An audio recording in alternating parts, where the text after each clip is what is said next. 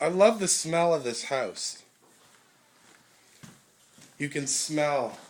Well, right now I'm into all these different smells because down in Louisiana, it just smells terrible. But down here, it's clean air. Well, so This far. is your little studio. You want to do my hair? Oh, if you want. What I'm doing right now is in Baton Rouge, they're building 3 movie studios, and I've always been in theater and television and whatever. I'm trying to grow out to do biker roles, but right now it's not shaped. Yeah. Anyway, what were you It's going all to show me? good. Anyway, I'm going to get you to sit here. The story behind this is, have you ever had a galoche gun? No. Okay, well, here you go. Shuffle your cards and think of a question that you have in your mind.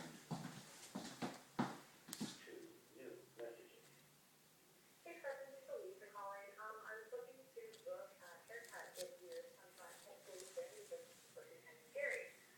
If you could get back to me, my phone number is 250-516-6854. And hope to hear from you. Okay, bye.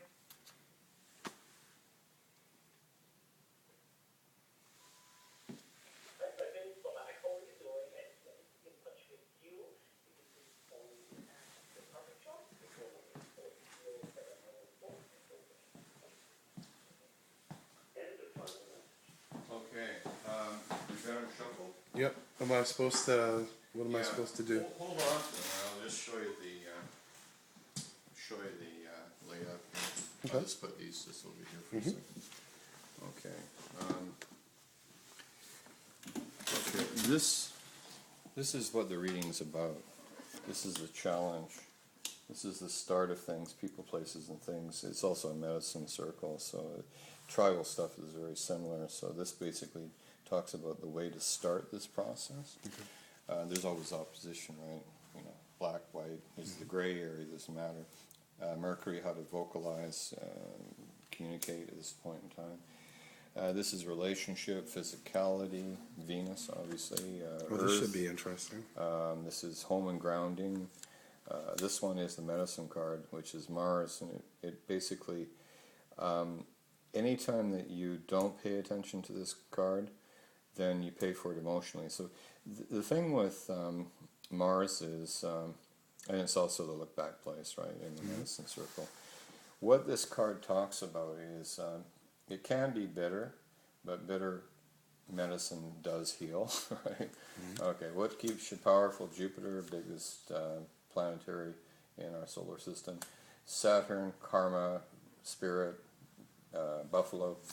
This one is sort of like the conception of this egg or the sperm. This is Uranus, the opening, creator in the medicine wheel. So this is what the universe wants for you, right? So it's like the blessing card, your inner self, whatever you want to dictate.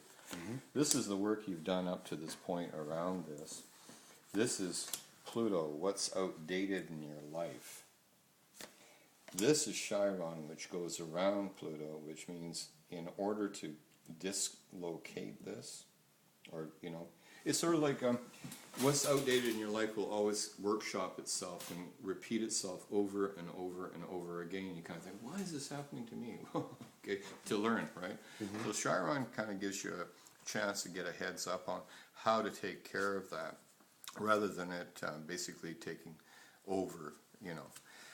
The lesson learned and the outcome. Flip over the first card. Which one? This one over here. And what series are we going to go? I'll show you. Okay. This one here is, what is the reading about? Okay.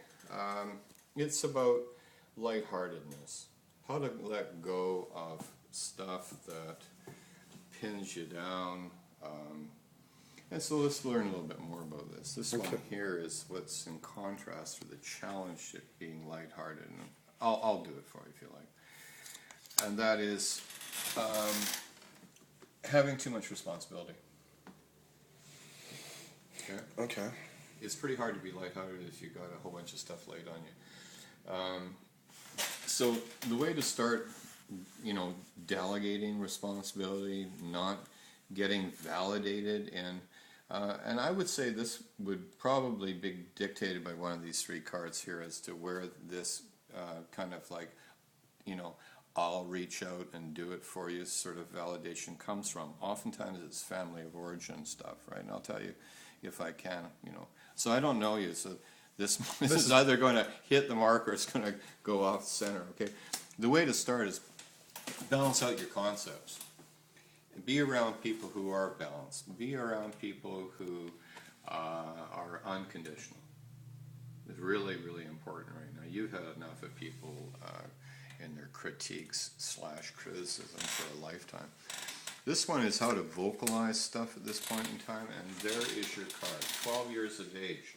Basically, everything was going to hell in a handbag, and you had to kind of be you were kind of put in a surrogate position of keeping shit together in the family, taking over more responsibility than was necessary for a 12-year-old boy. So this comes historically, my friend, and that's where it comes. So if you can kind of find closure, and that's right here, okay? Let's find. Okay, well, let's go back to the 12-year-old Sure. boy thing. What do you mean? Okay, basically you had to kind of keep it together in the family. You were put into a position where it was beyond your maturity, and you had to kind of take on more responsibility than most 12-year-old kids would ever do, just to hold things together, right? Could be emotionally, but this is intellectually. So basically what this is that you were always kind of like checking out and kind of holding the balance of things, making sure that things were stable. It came from a good place, but it's kind of like we'll go along in the reading and kind of point out where the changes can occur. Relationship, physicality, things like that. Basically, as long as you think well of yourself, you have your own passion, right? So as long as you basically get all your chickens in a row, you are a perfectionist, but it's a positive perfectionist. If you go into something, you're going to do it to the best of your ability, okay? But that's also from this responsibility thing, right? Not letting anybody down, that kind of thing, right? So home and grounding. You're starting to see potential in opening up to what it is you want.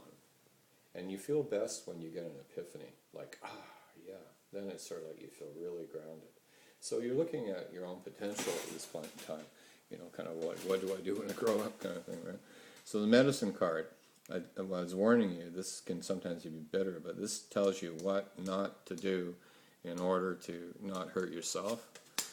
And that is negative perfectionism, asking too much of yourself. Oh, I made a mistake in caving. You pay for it big time emotionally. You got to be lighten up on that one. Okay, shit happens. That's just the way it is.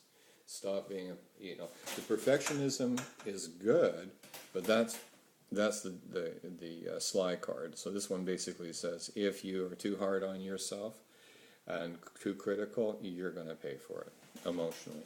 What keeps you powerful is nice card.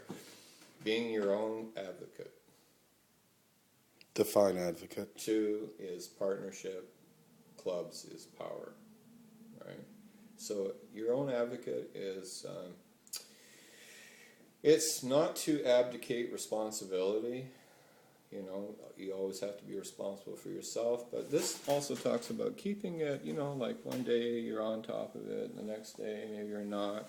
And kind of having a little bit more laissez-faire lightness to the whole thing. But as long as you're partnering yourself and taking care of yourself, then you are powerful. Right? So what is it? So that was a good card to have. Huh? Yeah. Well, this is a dynamite card. So that was the 2 of clubs. Yeah, that's it. This one here is talking about potential. Okay, now potential is the start of things with hesitation, 0, right? There's only 9 numbers in numerological terms. 10 is potential. It's like having a stick shift. You got it in gear, however, you have a pop clutch, right? So that's what potential basically means to me anyway as a reader. And what's this next card? This one, see, is in spirit, or spades. So let's take a look at the spirit card. What is it you want? You would like to basically be a solution maker in conflict. You'd like to be able to go into things and basically kind of, not walk on water, but basically use your highest principles at all times and be able to make some sense in around things where you can see forward motion, you don't get caught up in the trivialities or the biases and prejudices of other people or yourself. It's a really cool card. It's the ultimate card. It's the mediator. Mediators are always invested in the solution, but they don't take sides. Right? What? And this reading is called a what? Galosh. Galosh. And where is this It's from? Gaelic. It's Gaelic. It's always in the moment. Nobody can read the future, and it stipulates that. All I'm doing is basically you shuffle the cards, you put your energy into it. Mm-hmm. This is either jumping out of an airplane with no parachute, my friend, or, there's nothing psychic going on here. No, you're just basically yeah. what this is in the moment. Right. Okay. What is it that the universe wants for you? A spiritual partnership. That could be yourself, could be another person, but it's nurturing, to be nurtured and seen. And Does this say I celebrated. have one, or That's what it wants for you. to have a spiritual relationship? Yeah, very cool. With yourself, but it's nurturing, right? It's a very nurturing spiritual card. What work have you done up to this point in around this? It started to expand your affection. The key card to that is judge not lest you be judged. It also, from the same guy, is don't put your pearls before swine. Right? So there's a balance act in there, right? It's called desertion. It's like plant good seeds where there is fertile ground. And that's that part of that nurturing thing. Okay. This one here is what's outdated in your life, Pluto. And basically, when you flip that out, it is called what's outdated. Okay, we had the starter card here.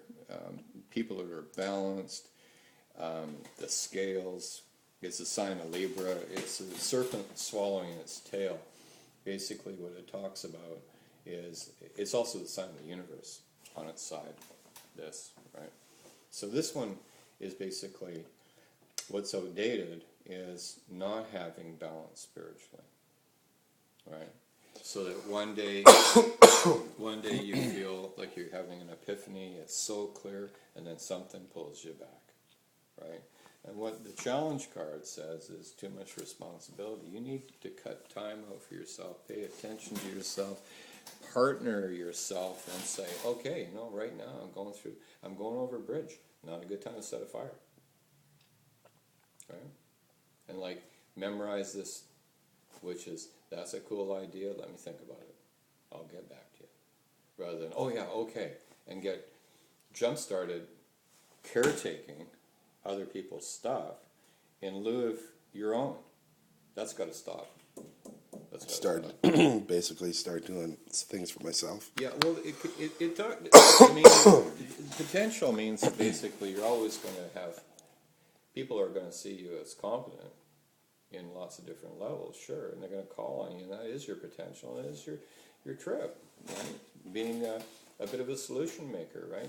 But it means keep it in balance. This one here is the card that keeps it in balance, so you are mindful of taking your time and not being judgmental about yourself. Notice the perfectionism card in the bitter quadrant, Mars. Okay, too critical, right? Not having balance. You need to get potential. You have to put things in balance. You have to be less critical to get your potential. Otherwise, you give up before you even start. This one here is how to keep this.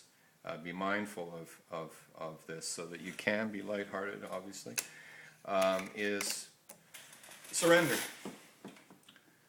Surrender to yourself, which is, it means not surrendering to things external to yourself, but surrendering to yourself so that you can sort of say, in this stage of my life, I basically kind of just want to know what's going down. So an interesting thing in numerological stuff is, where does this kind of fusion happen? Well, it happens exactly what you've already done, because 5 plus 8 is 13. which 1 plus 3 is still 4. You've already started that process. Hearts, 4. You add these two together, you get 4, which is the expansion of the heart base. But you can't expand if you're critical. You can't expand unless you surrender to yourself. The lesson learned, how to take a calculated risk in doing what you want, which is kind of what the reading's been saying over and over. Take a calculated risk in yourself. That's, I'm glad you said calculated risk. Yeah. Because that's a key word that I'm on right now. Well, in numerological terms, 7 is 3 plus 4, one example, which is security, 3, triangle, pyramid, right? 3 legs on the stool will never wobble. It doesn't matter how many times you cut one of the legs.